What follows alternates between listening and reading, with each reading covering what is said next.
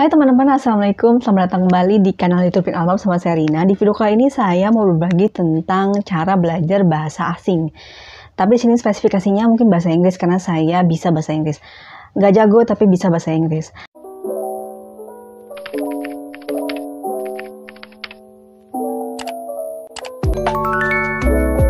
Apa aja sih yang mesti kita perhatikan ketika belajar bahasa asing? Ada dua elemen yang kita perlu perhatikan, yaitu pelafalan dan aksen. Dalam belajar bahasa apapun, bahasa asing apapun, bukan cuma bahasa Inggris aja, misalnya kita mau belajar bahasa Spanyol, bahasa Korea, bahasa Jerman, bahasa Prancis, bahasa Cina, atau apapun, itu yang perlu kita perhatikan adalah pelafalan dan aksen. Gimana caranya kita bisa melafalkan bahasa tersebut dengan baik dan benar, atau dengan tepat. Yang kedua adalah aksen. Aksen gimana caranya kita bisa it sounds like native speaker. Jadi terdengar seperti penutur bahasa itu sendiri gitu. Nah, sebenarnya dalam bahasa itu kan ada empat skill yang perlu kita pelajari, yaitu membaca, mendengar, bicara, dan menulis. Jadi 4 elemen ini harus kita perhatikan. Jadi kalau misalnya belajar bahasa cuma bisa ngomong aja tapi nggak bisa nulis juga percuma. Atau cuma bisa nulis tapi nggak bisa baca juga percuma. Jadi 4 elemen ini harus kita perhatikan.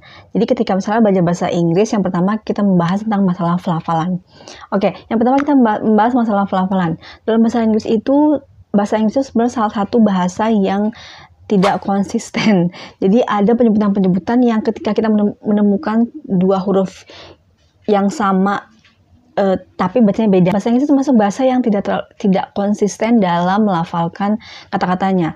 Atau misalnya ketika kita bicara terus kita baca itu pasti beda ya. Jadi makanya kenapa penting banget kenapa ada namanya belajar bahasa Inggris atau belajar bahasa, karena yaitu ada beberapa bahasa yang penyebutan dan penulisan itu beda. Makanya kita beruntung bahasa orang Indonesia atau bahasa Indonesia, ketika kita bicara dan menulis, kita punya hal yang sama gitu. Misalnya ada dalam bahasa Inggris itu huruf yang sama tapi bacanya beda. Misalnya ada huruf double O dalam bahasa Inggris itu dibacanya U. Tapi di satu atau di beberapa huruf double O itu nggak dibaca U, tapi dibacanya A. Misalnya ketika kita menyebutkan kata good, mood, food, cook, itu semua pakai double O. Tapi ketika kita nemuin dua atau beberapa huruf, misalnya kayak di flood atau di blood, double O dibacanya A. Atau contoh lain misalnya seperti kata huruf U yang dibaca A, misalnya cup, mug, cut. Dan ketika kita ketemu di huruf atau di kata put, meletakkan, itu dibacanya put, U. Atau misalnya kita juga ketemu kata-kata I, itu kita bacanya itu I kan, misalnya kayak sign, dine. Nah, ada di beberapa kata I itu dibacanya I, kayak mini. Selain tadi double O atau U, sekarang ada lagi GH. Jadi GH itu dalam bahasa Inggris dibacanya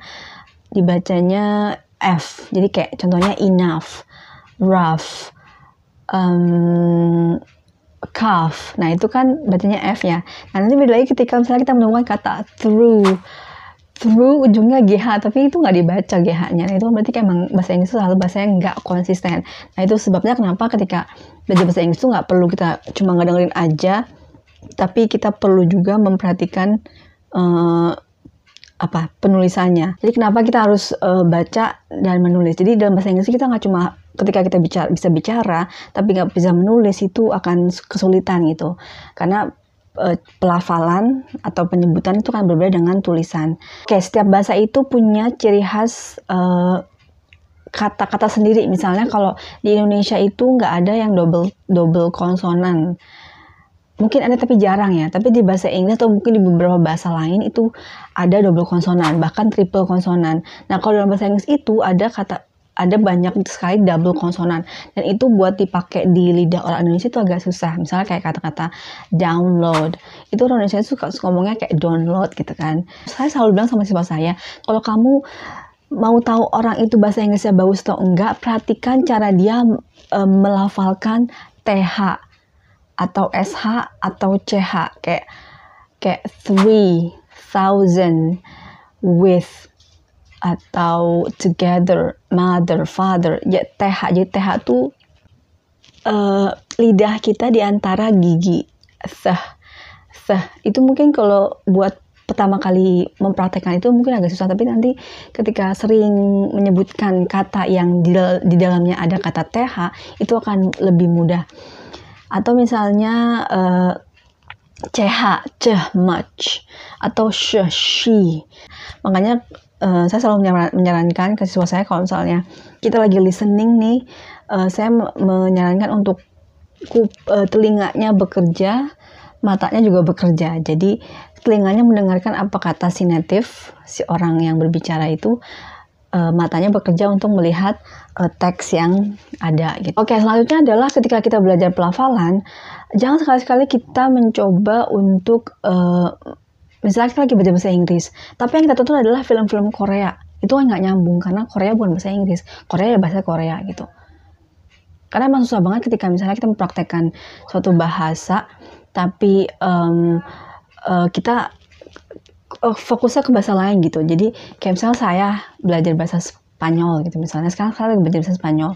Tapi ketika misalnya walaupun misalnya saya udah bisa bahasa Inggris, ketika Aira sering mendengarkan bahasa Spanyol itu butuh waktu beberapa waktu untuk sounds like English. Jadi balik lagi ke bahasa Inggris itu butuh waktu gitu, karena pelafalan bahasa Spanyol itu beda sama bahasa Inggris. Ya, jadi kalau misalnya ditanya lebih mudah belajar bahasa Spanyol atau bahasa Inggris, secara pelafalan bahasa Spanyol lebih mudah karena dia lebih sama kayak bahasa Indonesia gitu. Walaupun ada beberapa kata yang cara bacanya beda gitu. Misalnya kalau bahasa Spanyol itu ada n di atas ada gelombang tuh kan nya dibacanya. Nah, tapi seperti tadi dari awal saya bilang, setiap bahasa itu punya ciri khas kata masing-masing.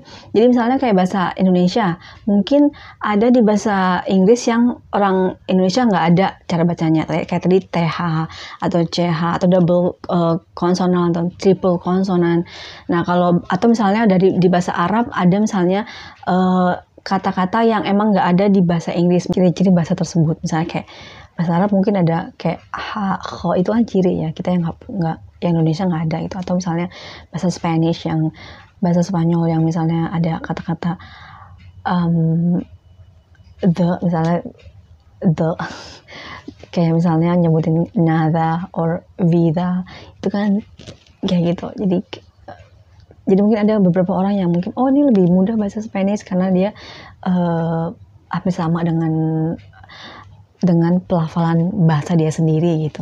Jadi itu yang gimana kita bisa belajar bahasa Inggris sound like native. Misalnya kita nggak sering nonton atau nggak sering dengerin musik atau nggak ada waktu gitu. Mungkin kita bisa sempatkan waktu buat, karena kan banyak banget ya media ya, kita bisa download Google Translate. Dan sekarang tuh udah zaman digital gitu tuh gampang banget mengakses sesuatu yang berbahasa Inggris gitu. Bahkan anak sekarang aja ketika misalnya mereka fokus di bahasa Inggris, di nonton video bahasa Inggris, anak usia di bawah 5 tahun ya maksudnya. Oh iya, dalam belajar bahasa itu emang sebenarnya ada usianya ya. Jadi bagus-bagusnya itu usia belajar bahasa itu sebenarnya di bawah 6 atau 7 tahun. Karena otaknya masih bagus, masih bisa menyerap banyak hal, karena mungkin belum banyak pembendaharaan kata di kepala mereka gitu. Tapi nggak juga bikin susah ketika kita misalnya udah usia di atas 20 tahun terus belajar bahasa Inggris juga sebenarnya nggak masalah gitu, cuma mungkin butuh usaha keras. Nah, kalau untuk belajar bahasa Inggris itu sebenarnya udah gampang karena sekarang zaman digital dan bahasa Inggris itu bahasa global ya, jadi kita kemanapun, ke dunia mana, ke negara manapun, pasti yang digunakan adalah bahasa Inggris gitu. Teman-teman bisa akses itu gitu. Saya selalu bilang ke siswa saya ketika nonton apapun itu dalam bahasa Inggris, nggak apa-apa gunakan subtitle bahasa Inggris. Jadi kuping dan mata kita bekerja. Itu emang agak susah ya, tapi ya itu hasilnya kita jadi bisa gitu pelafalan dengan baik dan benar gitu. Bahasa Inggris sebenarnya lebih gampang di aksen gitu. Beda lagi ketika misalnya teman-teman belajar bahasa Spanyol atau bahasa Jerman atau bahasa Prancis. Ketika misalnya saya lagi belajar bahasa Spanyol itu media saya tetap saya nonton telenovela, nonton sesuatu yang berbahasa Spanyol. Tapi sayangnya nggak semua video itu pakai subtitle bahasa Inggris atau bahasa Indonesia. Itu jarang banget. Jadi susah buat sebenarnya kalau sering didengar semua bisa. Intinya kalau kita belajar bahasa, intinya kita belajar bahasa itu sering mendengarkan dan sering membaca. Itu sih intinya.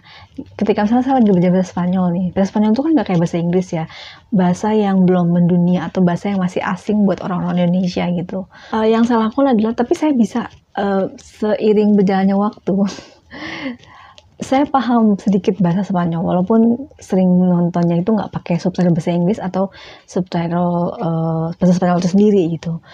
Saya nonton telenovela itu nggak ada teks bahasa Spanyol itu sendiri ataupun bahasa Indonesia ataupun bahasa Inggris gitu. Jadi ya udah sendiri aja belajarnya gitu. Tapi sering dengan berjalannya waktu, seringnya kita denger bahasa itu sendiri atau kita kadang-kadang ketemu di mana terus kita ngertiin gitu, ketemu di mana terus ngertiin. Itu sering ketemu kata-katanya jadi paham. Jadi intinya kalau misalnya belajar bahasa itu emang sering mendengarkan, sering membaca. Itu intinya. Oke, yang kedua adalah aksen. Dalam bahasa Inggris ada 2 aksen. Ada aksen Amerika, ada aksen British. Kalau menurut saya, untuk lidah orang Amerika itu lebih gampang menyebutkan dalam bahasa British. Kayak misalnya kita mudah menyebutkan T. Tapi ketika bicara masalah aksen, orang Indonesia itu lebih gampang, atau mungkin orang seluruh dunia itu lebih gampang mengikuti aksen Amerika. Tapi untuk penyebutan T itu lebih gampang di British, karena kalau Amerika itu T itu kadang-kadang tiba-tiba hilang kata-katanya, atau T itu berubah jadi lembut ya, soft D, kayak misalnya water, later, see you later, itu kan T-nya berubah jadi D tipis gitu, D tipis ya begitu deh. Gimana caranya kita terdengar seperti orang Inggris atau orang Amerika? Ya itu balik lagi tadi ke pelafalan. Kalau teman-teman menguasai pelafalan atau teknik cara bicara bahasa Inggris atau bahasa yang lagi teman-teman pelajari, itu pasti otomatis akan bisa menutupi aksen. Jadi kalau misalnya, walaupun nanti bakal terdengar, walaupun pasti aksen kita akan tetap terdengar gitu.